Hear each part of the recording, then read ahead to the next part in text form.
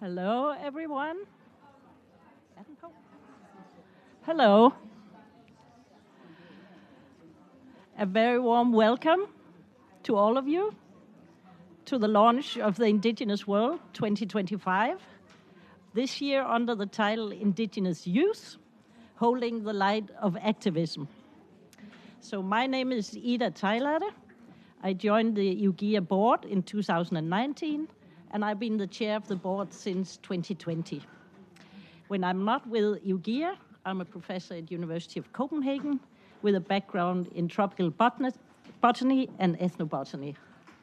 So with us today, we have this wonderful panel, a number of distinguished speakers, and for the sake of time, I'll introduce our speakers along the way in the event. So this is now the 39th edition of the Indigenous World, and we are proud that we once again have been able to compile all the articles and bring the book to New York for the UN Permanent Forum on Indigenous Affairs, Indigenous Issues. I would therefore like to start this event by honoring the more than 100 dedicated contributors that made this book happen. The authors are Indigenous and non-Indigenous activists and scholars who voluntarily document and report on the situation of Indigenous peoples' rights. Some authors contribute every year and have done so for many years.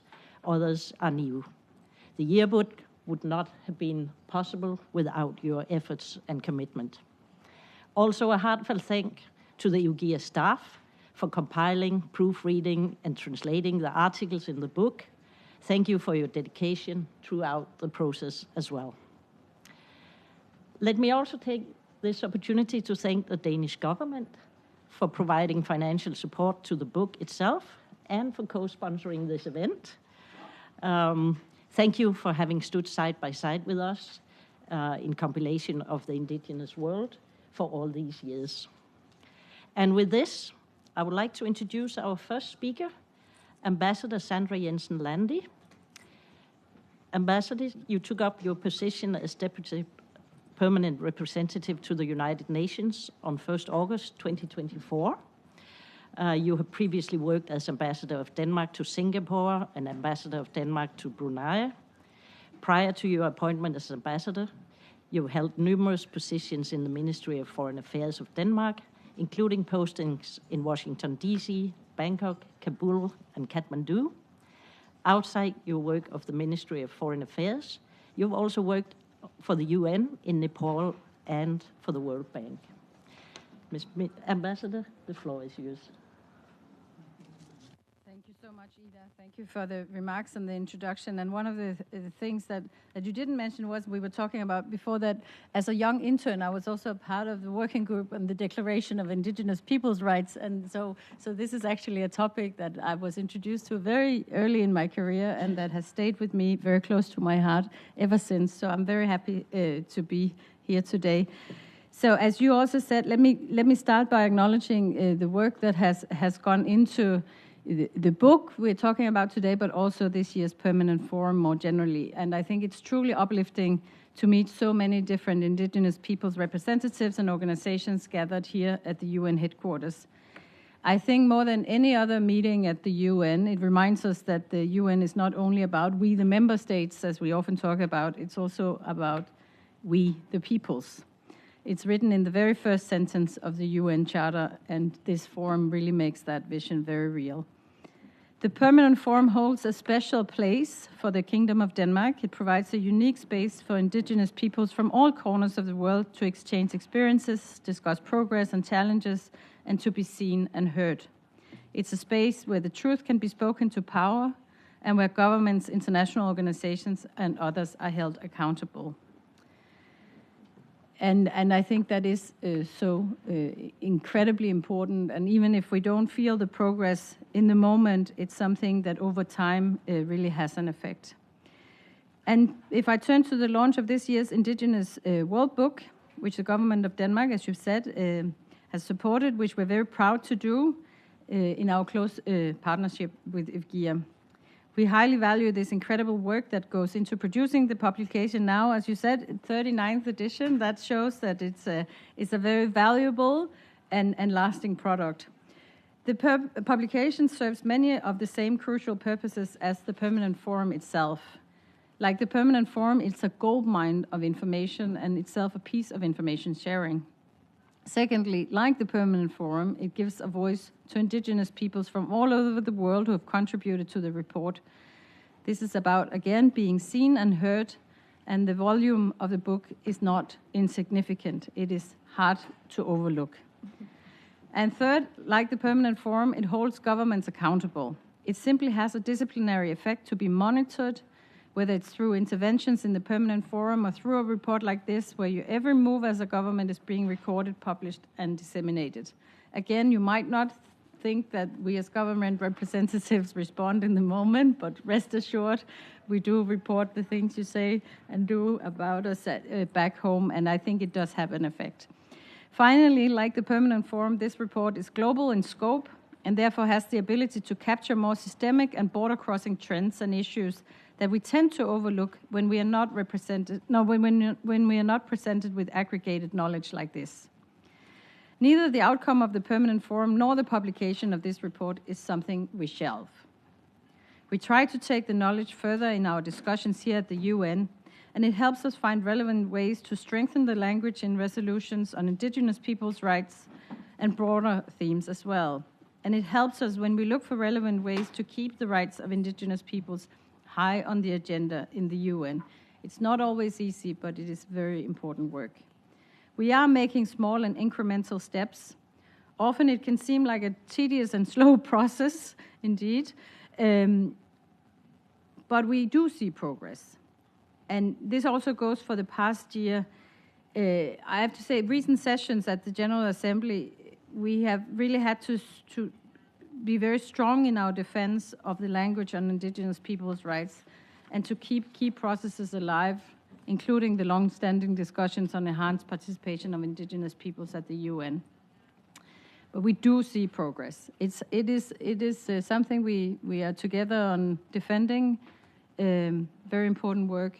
We still believe we are moving in the right direction. We are also pleased with the appointment of Canada and Peru as co-facilitators of the process on enhanced participation of Indigenous peoples at the UN. We look forward to continuing those discussions alongside the newly appointed Indigenous advisors. If we look at the theme this year, so that's the more broad on the Indigenous peoples' rights and how we work in the UN on this, but if we turn to the theme this year, it focuses on Indigenous youth and their role in the implementation of the UN Declaration on the Rights of Indigenous Peoples. The focus on youth, I think, is really vital and it's forward-looking and it is so welcome. The report underlines that Indigenous youth are not just future leaders, they are already leaders. They are leaders today. And if we are serious about implementing the UN Declaration on the Rights of Indigenous Peoples, then youth must be supported, empowered, and included. Their participation in decision-making, education, traditional practices, and community work is a fundamental part of realizing their rights. So I want to thank IWGIA for making Indigenous youth and the implementation of the UN Declaration the theme of this year's report. This handbook and the knowledge that it provides us all with is crucial, and it will continue to be so in the years to come. So I'm also looking forward to the discussion here today. I hope that you will give some valuable input to all of us that we can keep on working on this important agenda. I just had a peek look at the report, and I think it is really something that you don't want to read from one end to the other, but it's one of those things you want on your shelf that you can take down and look at each chapter. And I think, thank you and congratulations.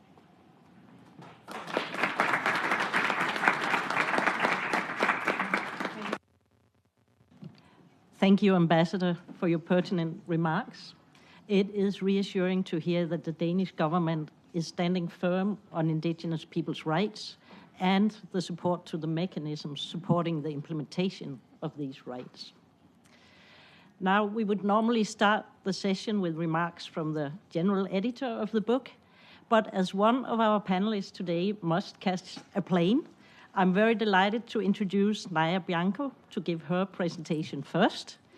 Nauja Bianco is a native Greenlander, born and raised in the capital of Nuuk, and now living and working as an independent consultant in Copenhagen, Denmark. For 15 years, Nauja worked in government and diplomacy for various bodies, including the government of Greenland, as a diplomat in the Ministry of Foreign Affairs of Denmark, and in the intergovernmental organization of the Nordic Council of Ministers.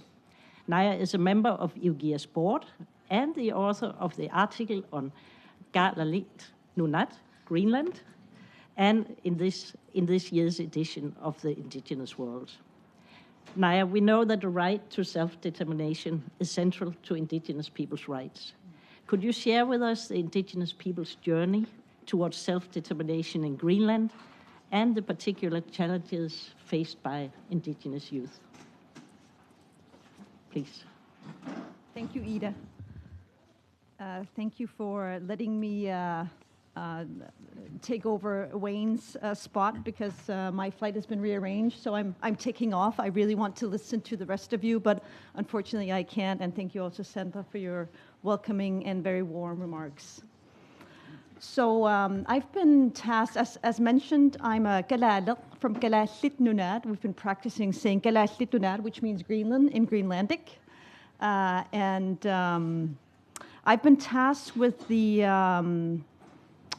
assignment to talk a little bit about self-determination, seen from the perspective of Greenland, Kalaallit Nunaat. Even though I have tried to address a youth perspective in my chapter in here, I will say something about Greenland a little broader.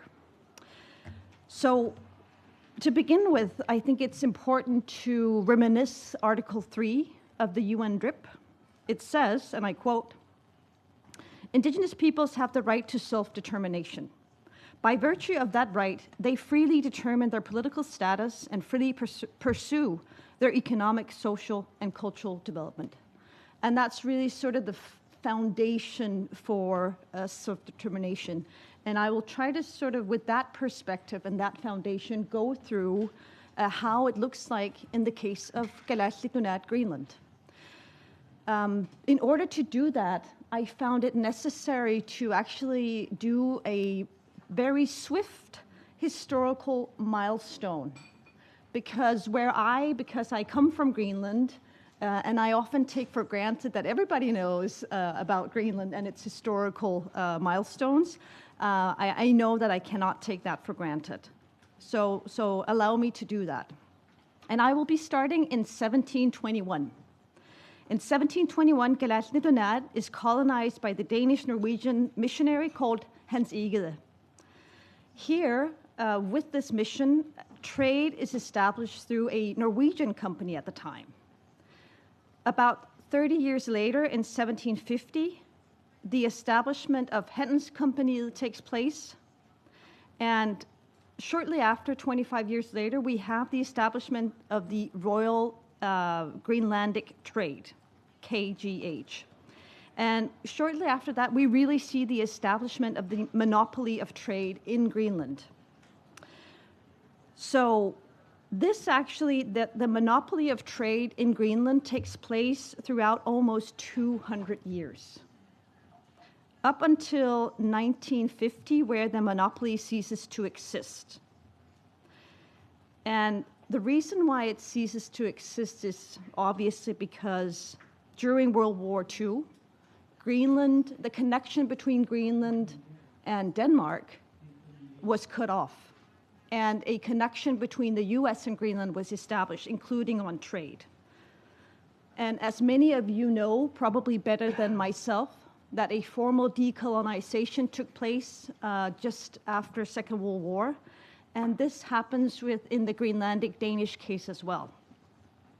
So in 1953, formal decolonization of Kalaallit Nunaat takes place, also within UN processes. And Greenland becomes a county in the Kingdom of Denmark as part of a constitutional change that took place in 1953. There has been recent criticism towards this formal decolonization of Greenland. And I would point to two things. One, that Greenlandic decision makers were only given 3 days to decide whether or not to become a county in the Kingdom of Denmark.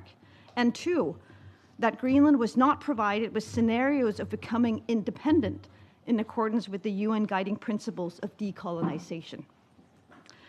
This has recently been portrayed in a book by a Danish journalist called Children of the Empire, which is only in Danish, but also Greenlandic, unfortunately, for the English speakers.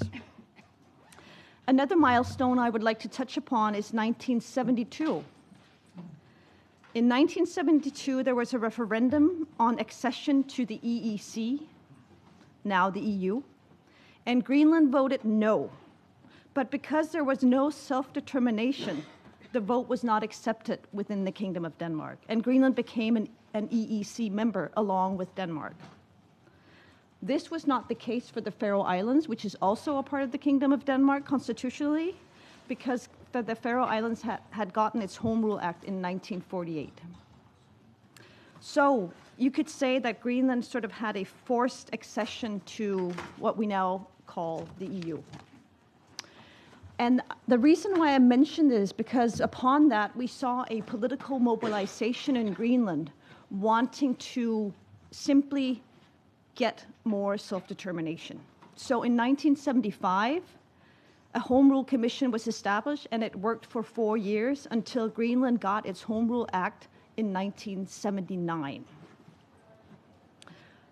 So for 20 years, basically the Home Rule Act, it was introduced, and it provided Greenland with a parliament, with a government, and with the powers to basically rule over most of the important areas of a society, with some exceptions, one of which is the foreign and security policy. And in 1999, Kalaallit Nunaat established its own self-rule commission.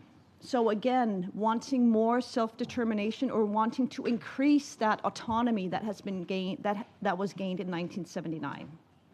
And in 2004, the establishment of a joint Greenlandic-Danish self-rule commission was done, which led to the 2009 introduction of the so-called Self-Rule Act. And the Self-Rule Act has a reference to self-determination under international law. And I would like to sort of quote the preamble of the Self-Rule Act. The Self-Rule Act says, recognizing that the Greenlandic people are a people under international law with the right to self-determination. The Act is based on a desire to promote equality and mutual respect in the partnership between Denmark and Greenland.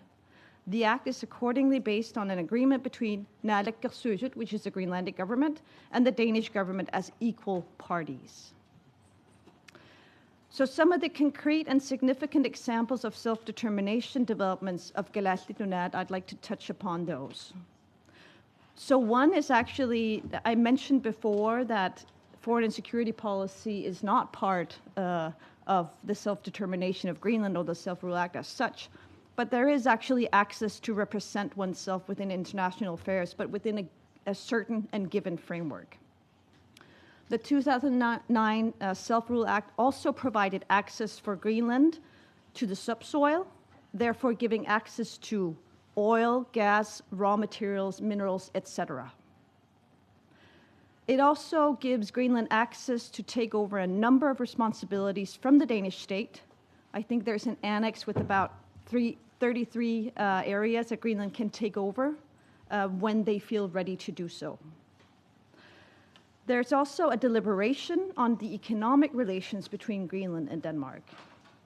And one of the more important things also in an Indigenous people's rights perspective is that Kalaallit, Greenlandic, is seen as the official language of Kalaallit Nunaat.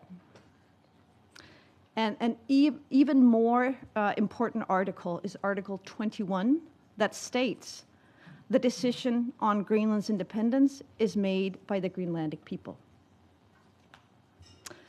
So how is this seen in practice? I think that might be a more interesting question for many of us. I can give you a very recent example. The Kingdom of Denmark is taking over the chairship of the Arctic Council on May 12 of this year. They're taking it over from Norway. And for the first time, the Arctic ambassador and the senior Arctic official chair will be an Inuk, a Kalaallit from Kalaallit Nunaat. This is, in my view, self-determination at its core. And in compliance with the motto of the Greenlandic Foreign Security and Defense Strategy called "Nothing about us without us," it's aligned with that. And I can tell you, it didn't come easy. It took numerous of sword strikes between Greenland and Denmark since the inception of the first Arctic strategy, introduced in 2011. I can also tell you that within the framework of the chairship program of the Arctic Council that runs between 25 and 27, Indigenous peoples and communities of the Arctic is one of the main pillars of the program. So that was sort of a run-through on self-determination, very quick one. With regards to the yearbook, I want to touch upon that a little bit too. Specifically, as I mentioned, I'm the author of the chapter on Kalaallit Nunaat, and one of the things that I highlight in the chapter is the notion of education. So Greenland took over responsibility for education in 1980, just a year after having assumed its Home Rule Act. So this was one of the first responsibility areas gained after this Home Rule Act. And I would say one of the main challenges for young people in Kalaallit Nunaat is actually the lack of education or not being affiliated with an educational program. By the end of 2023, only 28% of the Greenlandic youth was active in education at a secondary school level. So, and it seems like when we look at the statistics that the numbers have stagnated since 2016, and actually the numbers of young people in education has even fallen with a couple of percentage points.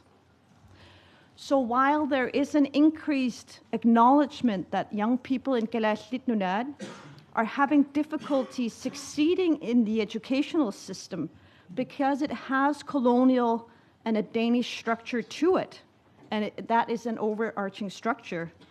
And because much teaching takes place in Danish, and because many of young people in Greenland coming from smaller communities have to move to bigger towns to get access to education, it still poses a problem with regards to empowering the next education or the next generation of Greenlanders to take over positions in the Greenlandic society. I know that education is a priority of the government of Greenland, and that the Inuit Circumpolar Conference has recently taken initiatives like youth summits and so forth to provide opportunities for Greenlandic youth to empower themselves along with other fellow Inuit from the Arctic. And these are some initiatives out of many that needs to be taken in a continuous empowerment of Inuit youth here in the Arctic Council and elsewhere. Thank you.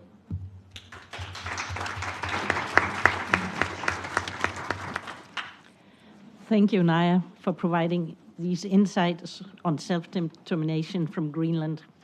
I think we all acknowledge that this is a critical time for Greenland and that self-determination is at the heart of the matter, including the access to meaningful education for the youth to be able to exercise this self-determination. And now you will have to catch a flight. Thanks for being with us here today and wishing you a safe journey. Our next speaker is Dwayne Mamo, who will give an introduction to the Indigenous World 2025. Dwayne is IWGIA's Documentation and Communications Manager and has been the General Editor of the Indigenous World since 2020. He has worked in humanitarian contexts and with human rights for over 15 years and joined IWGIA in 2019. Dwayne, the floor is yours. Great. Thanks, Ida. Thank you so much. And thank you to the ambassador and to Nauja for all of your remarks. And thanks to all of you for joining us here today. It's just wonderful to see so many faces coming out for the launch of this yearbook. It's been a long first week of the Permanent Forum. We still have half a day, so thank you for taking the time with us. As you know, IWGIA has been publishing the Indigenous World since 1986, so this is the 39th edition of the book. It's quite an amazing feat. But before speaking about the book, I also have to thank the 122 volunteer authors who contributed to this year's book. And some of you are here in this room, on this panel, in the hallways and other meetings at the Permanent Forum, and also joining us online today. On a personal note, this is my first time to be here at the Permanent Forum, and I've been so happy to meet many of you who I've been working with for years, finally face-to-face, and also to hear how invaluable the book is to you and your work. So thank you for being here. Without you, it really is true, this book would not be possible. It's a one-of-a-kind human rights piece of documentation that we've been able to do now for almost 4 decades with you. This year's edition comprises 75 national, regional, and international reports documenting the experience of Indigenous peoples and their human rights throughout the year previous, 2024. The documentation of Indigenous peoples' rights is at the very core of IWGIA's work, and it is through this solid and rigorous documentation that we, together with our partners, can build knowledge about Indigenous peoples' rights over nearly 60 years of our work, and use that as a foundation to advocate for a world where Indigenous peoples can fully exercise and enjoy their inherent and internationally recognized rights. The Indigenous World this year also includes the editorial focus on Indigenous youth, as you've heard. It focuses on the role they play in their communities and in the advancement of Indigenous peoples' rights, the strength and passion they bring to the movement, as well as the particular issues and challenges that they face every day. Our guest speakers, as is mentioned, will be focusing on Indigenous youth as well as other aspects within the realm of Indigenous rights. So what I've decided to do is just speak about some of the highlights that have come through the reports this year. 2024 was a year like many others, wherein business enterprises and infrastructure projects gave the impetus for authorities and other actors to appropriate land, fell forests, forcibly evict people, and marginalize populations further. But the appropriation of land didn't only stop at business interests. It included the creation or expansion of conservation areas or national parks, which continually deny Indigenous peoples' rights to their land and their ways of living. Adding increased pressure to this situation is the acceleration of the global transition to a green economy, driven by the urgent need to reduce carbon emissions and combat climate change. This transition has profound implications for Indigenous peoples, whose lands and livelihoods are increasingly targeted for resource extraction and renewable energy projects. If history repeats itself, these industries will expand at the expense of Indigenous rights, lands, and sovereignty. Indigenous peoples are not opposed to the so-called green economy or the green transition, but they insist that it needs to be just. In fact, there are significant opportunities for Indigenous peoples to lead and shape a just transition. And this is why in October of last year, the Just Transition Indigenous Peoples Perspective, Knowledge, and Lived Experiences Summit was held, where Indigenous delegations from all 7 sociocultural regions came together to address the pressing question of how do we ensure the green economy does not become another chapter of exploitation, but instead a turning point for justice. As part of the key results of the summit, Indigenous peoples want to not only secure a seat at the decision-making table, but also want to play a leading role in shaping a just transition. This requires moving beyond consultation and toward genuine leadership, where Indigenous rights and knowledge are used as foundational pillars of the green economy. And this couldn't come at a better time when the effects of climate change are being felt in many countries around the world, particularly by Indigenous peoples, who, despite having contributed the least to climate change, are among the first to face its direct effects. This takes on even more importance given that the world surpassed the 1.5 degrees Celsius threshold in 2024. However, Despite all the violations, attacks, evictions, land loss, climate change effects, Indigenous peoples around the world were also able to celebrate quite a few victories in 2024. And I'm happy to say that so many of these victories are also reported in this year's edition of the Indigenous World. By continuously standing up for their rights, understanding national and international law, gathering together for collective action, and never letting their spirit break, Indigenous peoples in 2024 successfully stopped infrastructure projects, protected their lands, secured rights in national and international laws and processes, and took positions of power. The reports in this year's edition show that the obstacles Indigenous peoples face in the protection of their rights, lands, resources, territories, and dignity are increasing. And yet, Indigenous peoples' collective strategies and power are also increasing. And the resourcefulness, adaptability, and energy of Indigenous youth are an illustration of the powerful next generation of activism that will carry this forward.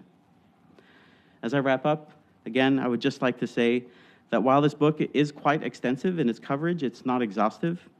If a country or process isn't included in this volume, it doesn't mean that the situation in a country or work in the process does not deserve attention, or that, quote unquote, no news is good news. It simply means we weren't able to get an article this year. And sometimes that reason that we couldn't report on the situation is because that situation is too dangerous and we couldn't find an author to report. Again, I'd like to thank all the authors here in this room and joining us online for your work and your contribution to this year's edition. And I'd also like to thank our donors, particularly the Danish Development Cooperation, for the contribution to our work and particularly for supporting the production of this book. Thank you all for being with us today.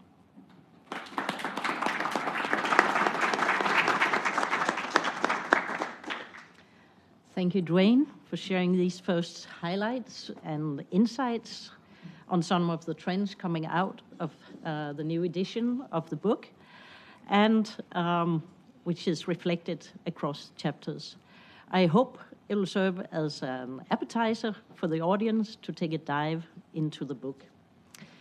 And with that, I'm very honored to introduce Kantuta Conde.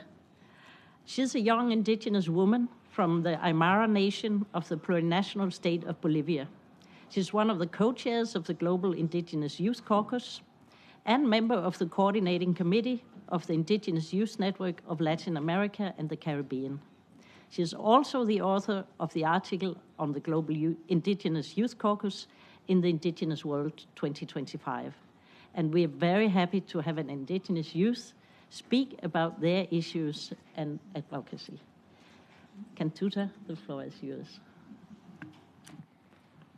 Thank you for that, and I'm very honored to sit here around all of you. So I just want to recognize that for me to get to a panel with you, it's very honoring and very touching. So thank you for that. I'm gonna be speaking in Spanish, so I invite all of you to join there. Para mí es profundamente alentador que IWGIA haya decidido dedicar este año al tema de la juventud indígena global. Creo que son tiempos muy críticos, por lo cual ese enfoque es esencial. En todo el mundo, la juventud indígena es y ha sido la que ha sostenido la luz de la lucha de los pueblos indígenas. Defendemos nuestro territorio, llevamos adelante nuestras lenguas y reinventamos lo que significa ser joven indígena. Reinventamos el futuro frente a todas las estructuras y las barreras que se nos presentan en cada década, así como el colonialismo, las crisis globales, la triple crisis climática planetaria y demás. Desde los movimientos de base, desde las organizaciones de pueblo, hasta las salas de aquí, los pasillos de Naciones Unidas, la juventud indígena, a través del Caucus Global de Jóvenes Indígenas e innumerables organizaciones de juventudes indígenas acá presente, han trabajado incansablemente para que nuestras voces sean escuchadas como juventudes indígenas. No esperamos que el mundo se ponga al día o a nuestro ritmo, pero estamos construyendo y defendiendo, reivindicando nuestros derechos ahora. También somos transmisores de conocimiento. Conectamos generaciones, aprendemos de nuestros mayores y al mismo tiempo forjamos las herramientas que van a ayudar a la niñez indígena del futuro. Encarnamos tanto la continuidad como la renovación de nuestros pueblos. Y al continuar abogando por la autodeterminación, por la libre determinación de los pueblos indígenas, lo hacemos con un profundo respeto al movimiento histórico que ha venido detrás de nosotros. Lo hacemos con un profundo respeto a las enseñanzas y a los sacrificios de todos los que nos han precedido. De este modo, esta dedicación no es solo a los jóvenes, es también a todos los mayores y las mayoras que han estado detrás de nosotros y también una voz a las futuras generaciones que van a venir. Y eso es realmente lo que significa la solidaridad y el cariño intergeneracional. For this part, I'm going to change into English. Allow me to speak in English for my second point. Thinking about the book, thinking about the publication, this book is more than just a publication, as we have stated. It is a collective effort. It is a collective effort for documentation, the result of many hands and many minds. It reflects the labor of Indigenous and non-Indigenous authors, editors, translators, and coordinators who have worked together to come up again with the spirit of solidarity. In my region, over 2024, we have produced a couple of publications from ourselves and written by ourselves. This is a task, but we are starting to do it. The Indigenous World 2025 offers us a comprehensive picture of the situation of Indigenous peoples globally. I believe that this is important because if we see the reports from year to year, we can see the transformations and the change that we have accomplished. One thing that I was speaking with my elders was how we do not recognize that the permanent forum starts at the UN General Assembly, and our leaders speak first before the UN Secretary General. That is very powerful, and it's unheard of. Now we consider it normal, but it is an advancement that we have done with us Indigenous peoples. Last night during the cultural reception, after some dancing, we were seeing the photos of our Indigenous leaders attending the UN meetings over the years. Many of them are here today, a little older, a little wiser. But they are still here, and they are supporting us. And what I want to say is that also many of them are no longer with us, but their spirit lives on through us. Just as those photos tell stories, inspires today's youth, this book tells the story of the global Indigenous Peoples movement. And it has been doing the same thing over 39 years. So in that time, I really want to congratulate the Indigenous world and how it can mirror the situations of resistance that we have in our Indigenous peoples. Finally, I want to say this because it's also in the report, and we talk about the UN Global Indigenous Youth Forum, which has been co-led by the Global Indigenous Youth Caucus and FAO. And updating also the situation is that this is the only event that we have, high-level event that we have for Indigenous youth worldwide, with representation of the sociocultural regions. And this year, we fear that it might not be possible to have it. And this is because of the lack of political and financial support that all of us as Indigenous peoples are facing, and especially Indigenous youth. So I want to share this with you because we need your help. I'm asking for your help to make this UN Global Indigenous Youth Forum possible, because it's the only space that we have to gather as Indigenous youth. We need to strengthen it, and we need to make it possible to have it again in the following years, to not only allow Indigenous youth to know those spaces, to know Amphi, but to continue again with those efforts. And as I've said, intergenerational solidarity is essential. And for this, I ask for your solidarity. You can come to meet me, and also you can join the unit of Indigenous peoples here in FAO that they're here. If you can raise your hand also. So please, thank you. Thank you for that, and thank you.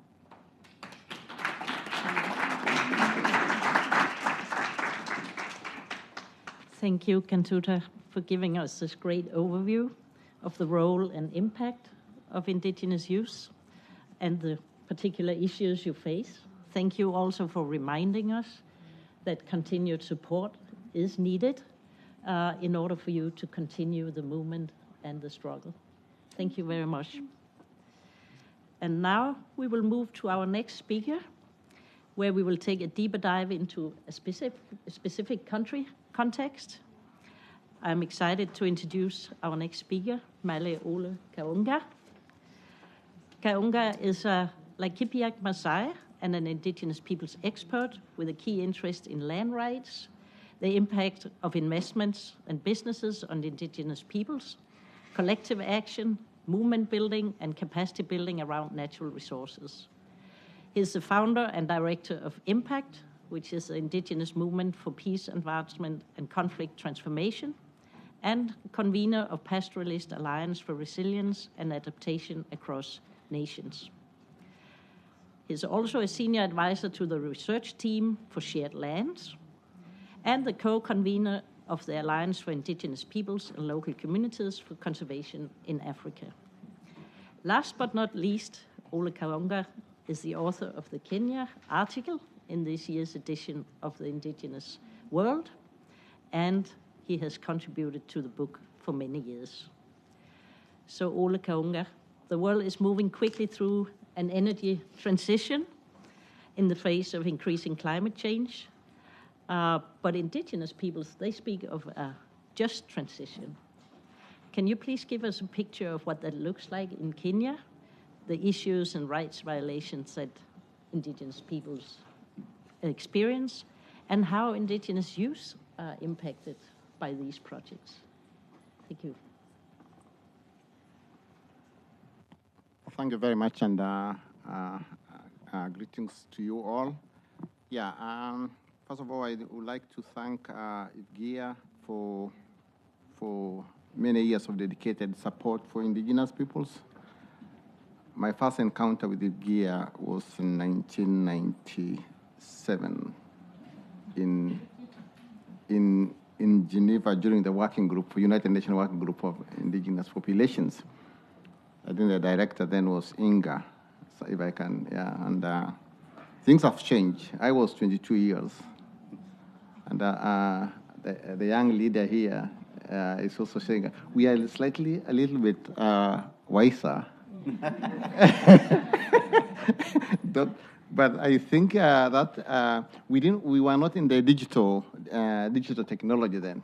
So I remember my first letter was actually unwritten to IWGIA, so and I keep them for record. So so that's very important. The question about just transitions and what does it really mean in real context?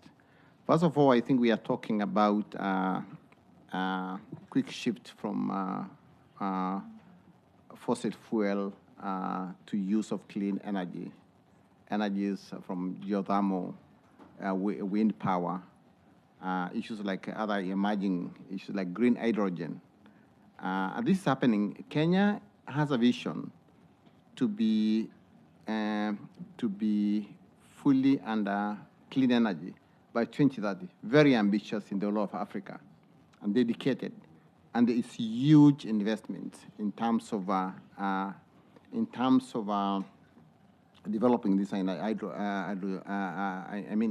energy. It has the biggest so far. It has the biggest wind farm in Africa.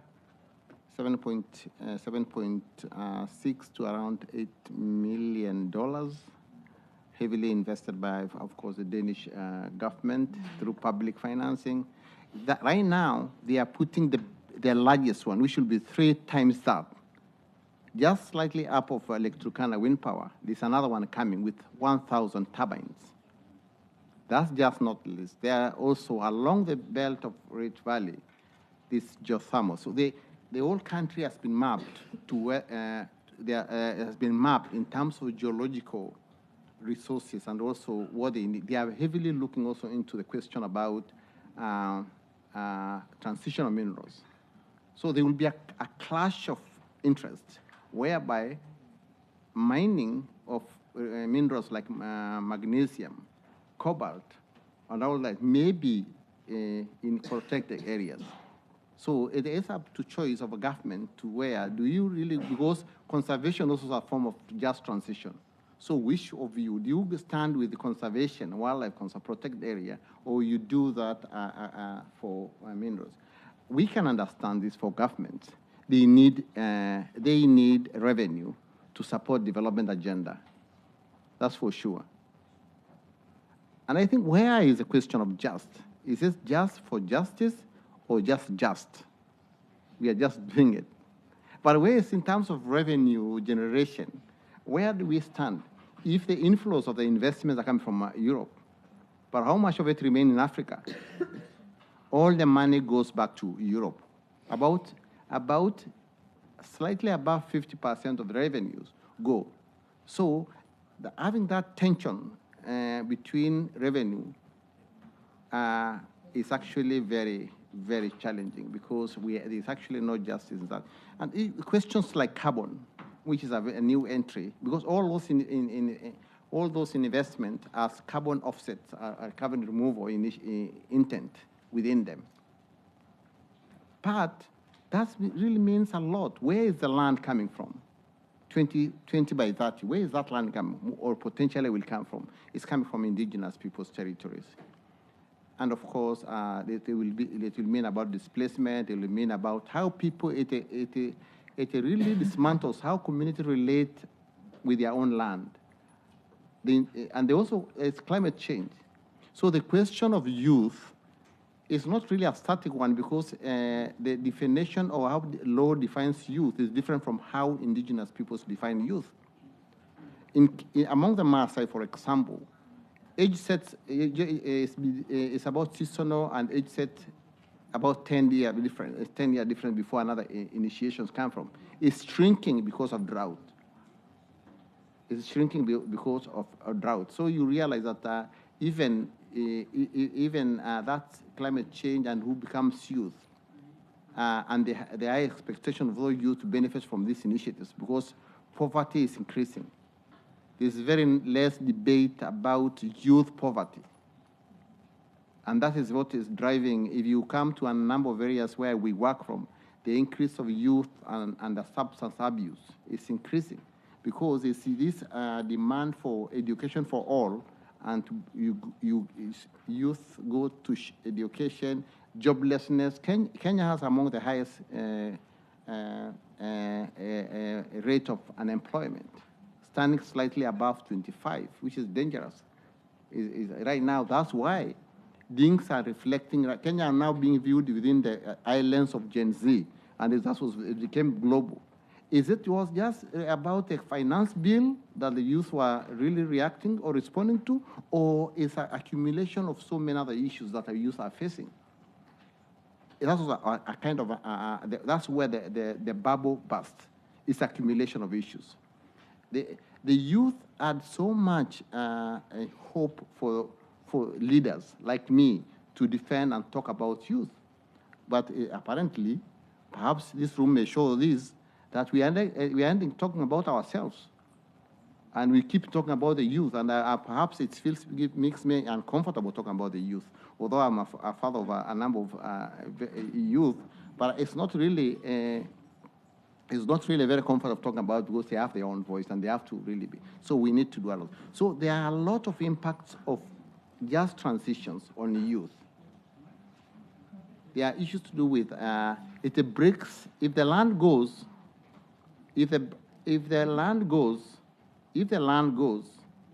then there's a lot of things that happen with that community. Even the old issues we talk about intergenerational, rural-urban migration. So if that code breaks, where does intergenerational knowledge exchange, learning takes place? Within my organization, we first of all, I would want to say that we have taken an initiative ourselves. 90% of our staff are youth.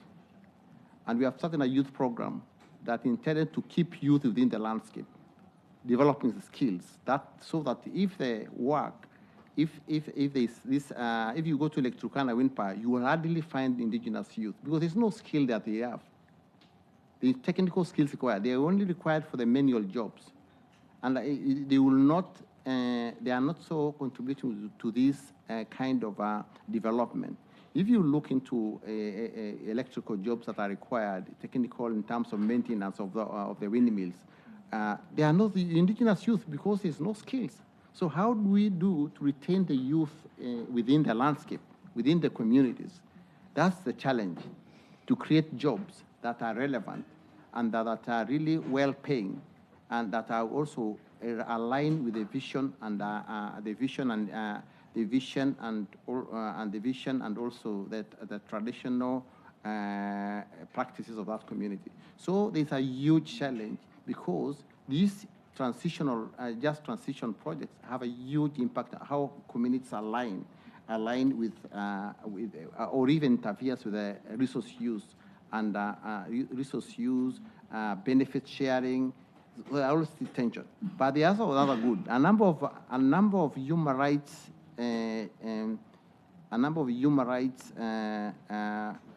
opportunities that are coming in terms of defending communities is being done by the youth through social media. The power of youth. If you look at a number of cases that are pushback, they are coming from the youth. And if that can be enhanced, the youth can be the frontline defenders of those communities.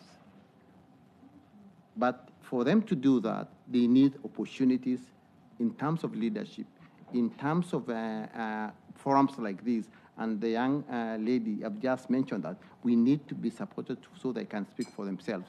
And so that they become, that's the future. That's the future of this community. And we want to see more youth participating, not just in forums. We want to see them being given opportunity to lead organizations. We want to see more of Ole Kaunga as youth coming to these forums. And but you can't really blame organizations like Impact and the rest. Where is the funding from? Perhaps this is a question that we need to ask partners like the Danish government and others who are here to dedicate some resources to youth fellowships, so they can really make use of those opportunities, but also develop the capacity of the youth. It's not just enough to say, okay, bringing youth here, but it's preparing them for leadership, so that they become useful for those communities. A community without youth is actually, that's the beginning of extinction of those communities, and that is a kind of a runover. And the other thing also, I find a number of transition companies really manipulating and fragmenting communities through the youth, promising jobs and that are not there. And then that's part of what's happening in Kenya during the Gen Z. So that's a ticking bomb, and we don't know when it really erupts again, because things are not better in terms of it. So I want to. I do not write about. I've written, contributed in IWGIA and other forums and other publications about just transition. But this time I was really talking about carbon and all that because it's part of just transition carbon. And carbon, we need to revisit what it is really, because it is business. But when it comes to engaging with communities, we treat it as charity. It's charity when it comes to, because we are giving to communities. But when it comes to engaging with developers and marketers and all that, it's real business. That's what the role of a number of East African countries and Kenya is good, because government are seeing revenue, and of course, justly so. But where is the benefit? Where do we keep the balance between community rights, community benefit, and community access to those other kind of bigger, other than just looking to the financial revenues? We need to think about how can communities become shareholding partners in these companies, because the land is theirs. And some of this infrastructure, they will have a huge history in that land. If you lose these turbines, if you look at the turbines, if you look in the big pylons of transmitting electricity, they will be there, and they for the rest of their lives, they will be there. And they will never really have that kind of art. So we need to think through how, and this is very important for government and investors, that communities are not just homogeneous. We need to categorize communities according to how they are organized internally, but also how do we make sure they are really partners, equal partners in these investments. There is no community saying no to investments. They are questioning if they're actually being done in the right way. Thank you so much, and I hope next time there'll be more youth talking in the panel. Thank you.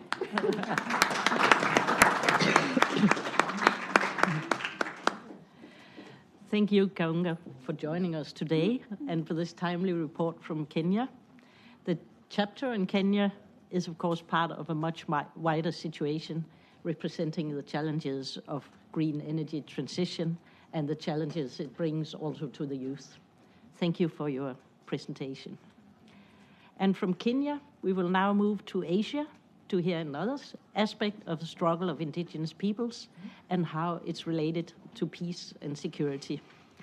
I'm happy to introduce our next and last speaker, Gam Shimray.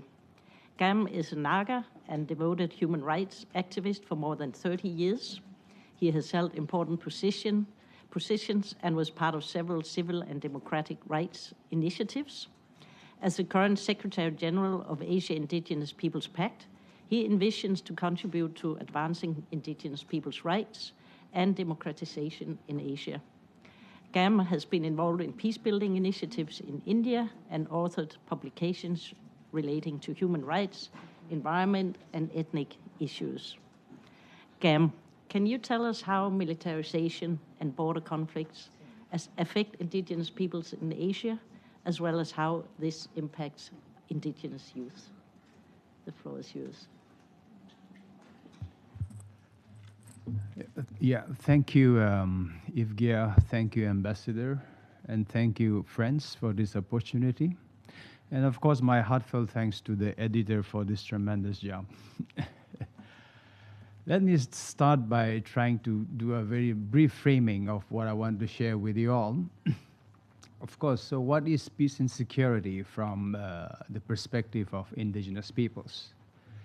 Generally, we all know and we say that peace is not just the absence of war.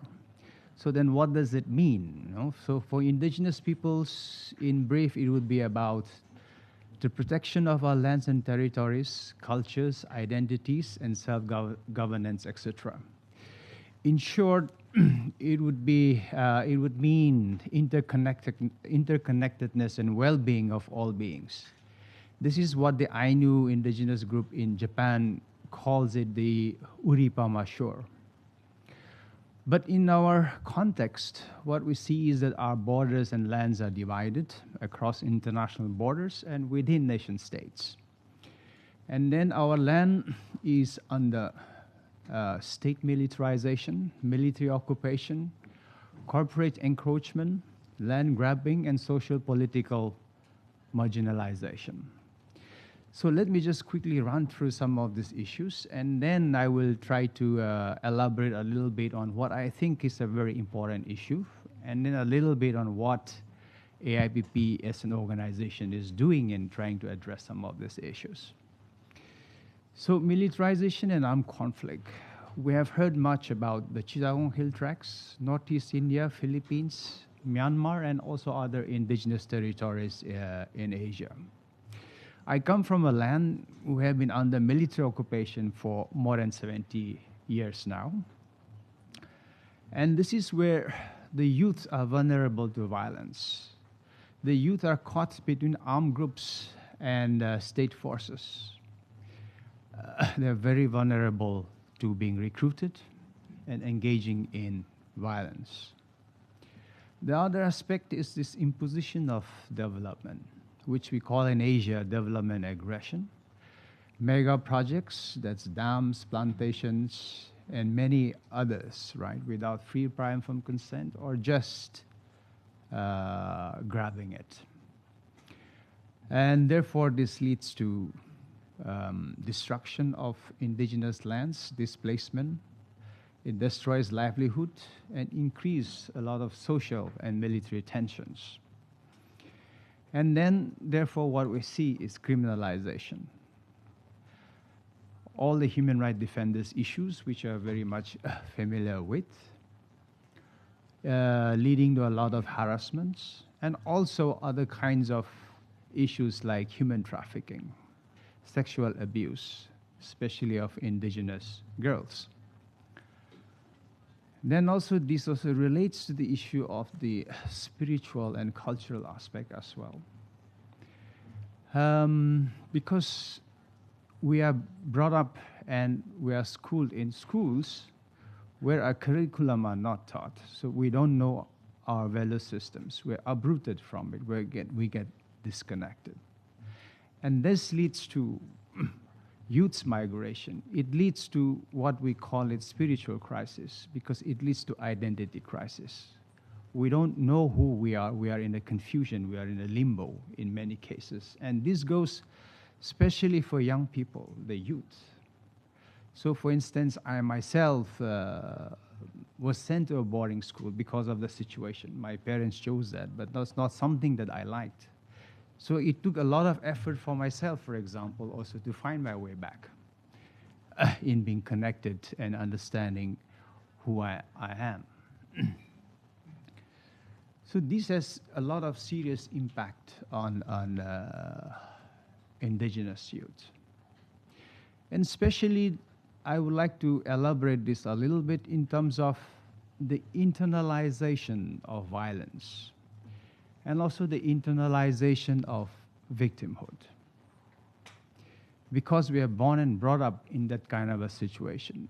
I remember when I was youth, for instance, the only thing that I fancied most was a toy gun.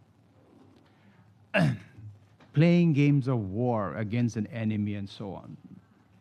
So I never had a normal childhood, and this is with every indigenous, if not every, but most indigenous children. So we never had a normal upbringing. So what this does to us psychologically, socially, etc. We grow up in that environment and we don't even realize that it's not just about the individual, but it is a collective social trauma that we go through. So in this, it robs us of any creativity, of any dreams, and of our agency. So who then do we become? It's a major challenge to find our way back. So this kind of spiritual identity crisis is a major, major hurdle. We may talk about indigenous as the change makers, the solution to the Mother Earth problem, and so on. But the reality is that we are living in such an environment. And that does have impacted us in a very severe way.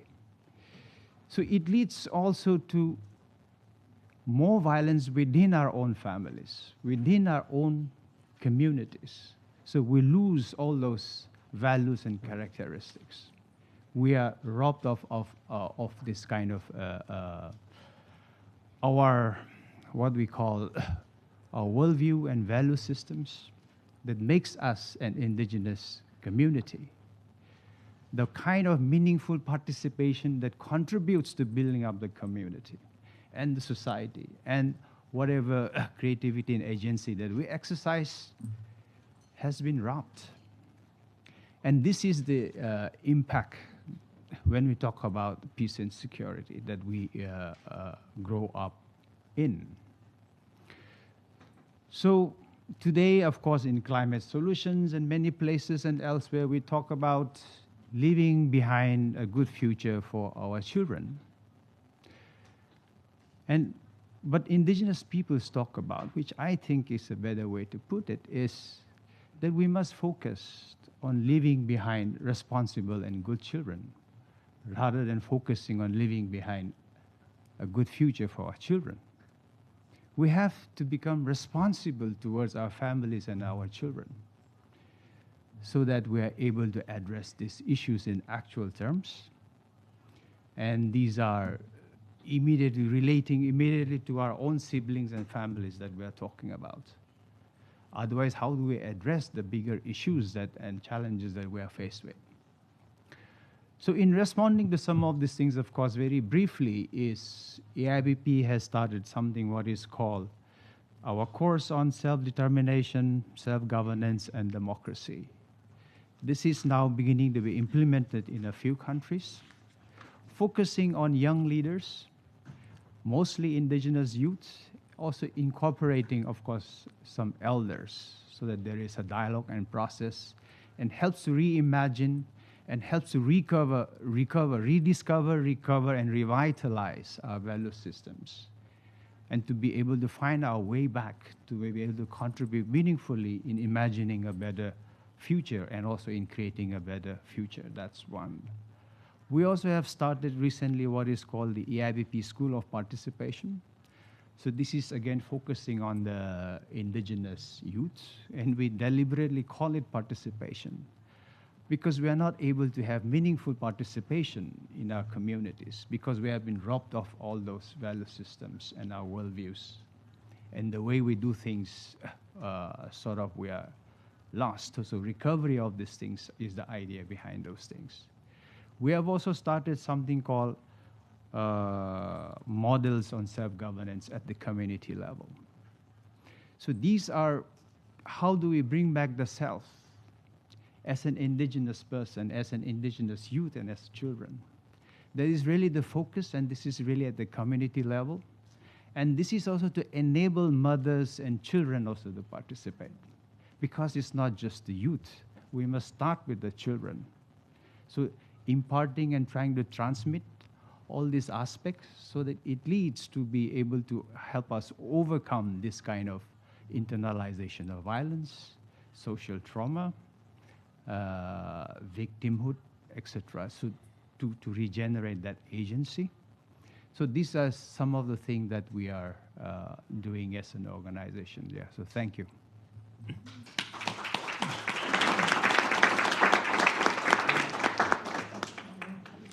Thank you very much, Gam, for rounding up our session here today with this analysis and your reflections on the impacts of militarization on indigenous peoples. And thank you for your also personal, sharing your personal experience with what it means to individuals and to our youth and children. With that, we are coming to the closing of today's session. I would like to thank all our speakers for being with us and sharing your insights. For those online, thank you for joining us here today from all parts of the world. And for those here at the UN, thank you for being here with us. I also want to take the opportunity to once again thank all the voluntarily authors for contributing to the book. I think it's very clear that the book covers very many aspects of the indigenous people struggles across the world. I would like to close the session by a quote from one of the authors, the author of the Malaysian chapter, Junia Anilik.